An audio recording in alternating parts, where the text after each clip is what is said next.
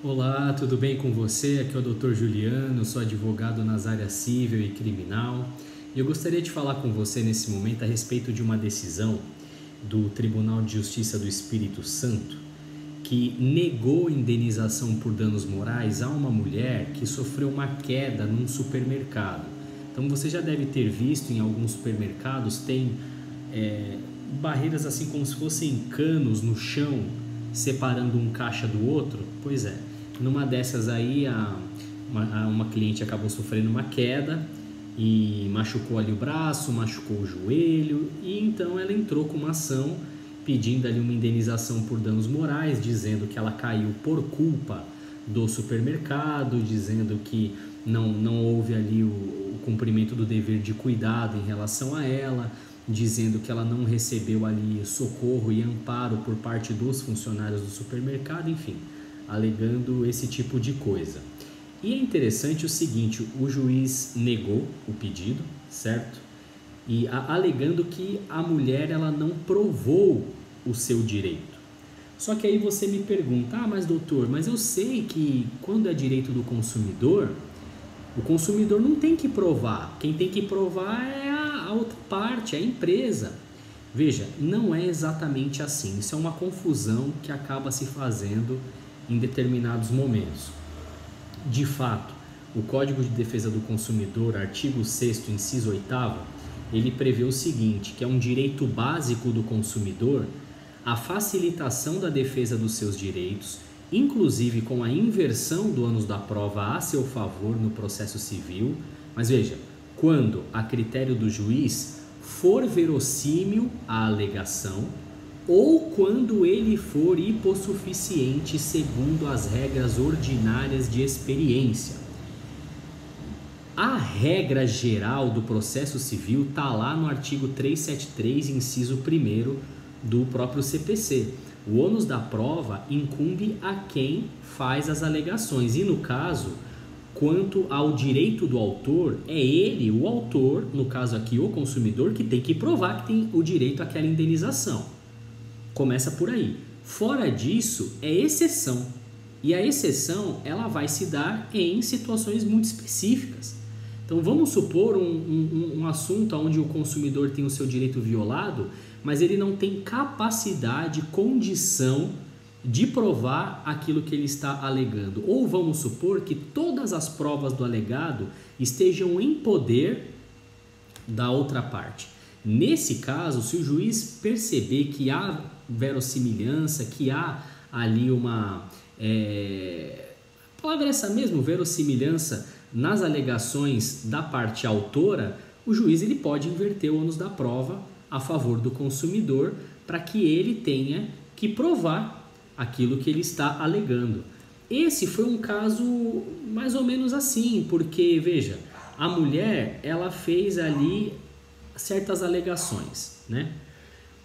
A questão, o direito dela não estaria no fato simplesmente dela ter caído dentro do supermercado, mas ela precisaria tentar demonstrar que o supermercado não arcou com seu dever de cuidado, entende? Que o local ali estava disposto de uma forma maliciosa ou perigosa para o consumidor, algo mais ou menos nesse sentido. Talvez se ela tivesse provado que realmente ela não havia recebido nenhum cuidado por parte dos funcionários do supermercado, talvez também ela poderia ter conseguido essa inversão do ônus da prova, mas nesse caso ela não tinha, né? E mais, como se não bastasse isso, além dela não ter apresentado prova, o supermercado fez contraprova, o supermercado ali apresentou provas das suas alegações e, nesse caso aqui, demonstrou que, primeiro, a queda foi por culpa dela. Ela é que foi a responsável por aquela queda. O supermercado não tinha como evitar aquele acidente naquela situação específica. Então, não havia nada atrapalhando o consumidor ali para andar, não andar, ficar parado, não ficar parado. Não havia nada que impedisse nesse sentido. E a coisa não estava disposta de uma maneira necessariamente perigosa. Era simplesmente a organização do local ali por parte do supermercado. Então, o supermercado disse, olha, mas eu não posso ser responsabilizado, né, por essa situação, porque ela é que não olhou por onde andava, ela que foi se mexer ali, sei lá, olhando no celular, etc, etc, se distraiu e acabou caindo. E outra, o supermercado tinha as filmagens que mostravam que sim, ela foi socorrida pelos funcionários. Então ela recebeu ali atenção.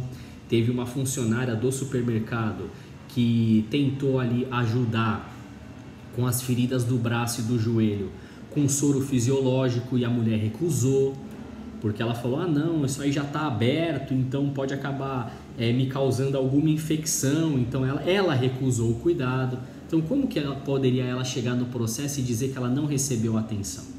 Então nesse caso fica muito difícil, né? Fica muito complicada essa situação, enfim. Ela acabou tendo seu pedido ali julgado totalmente improcedente. E o que é que isso tem a ver com você? Tem a ver o seguinte, você pode acabar se deparando com situações em que você é um consumidor ou consumidora e você tem ali entende que teve o seu direito violado, certo? E que você precisa de uma tutela jurisdicional para cuidar ali da sua situação. Mesmo que você seja consumidor, procure provar as suas alegações. Não conte com o ovo ainda dentro da galinha. Não conte com essa situação. Não, mas eu sou consumidor, consumidora, então eu não preciso provar porque está previsto lá que pode inverter o ônus da prova. Veja, pode inverter o ônus da prova. Não é que deve inverter. E não é uma regra. Essa é uma exceção, é uma possibilidade. Então não vá ao processo civil já contando com isso. Procure tomar cuidado, procure demonstrar cabalmente as suas alegações. É melhor sobrar provas do que faltar provas. Não se aventure na justiça. É um conselho, uma orientação aí advocatícia que eu posso dar para você, tá bom? Juliano de Henrique Mello, advogado nas áreas civil e criminal, muito obrigado pela sua atenção. A gente volta com mais vídeos. O número do processo, caso alguém queira consultar, processo 0026828-2019.8.08.0024 do TJES, 7ª Vara Civil de Vitória, no Espírito Santo. Muito obrigado pela atenção, até a próxima.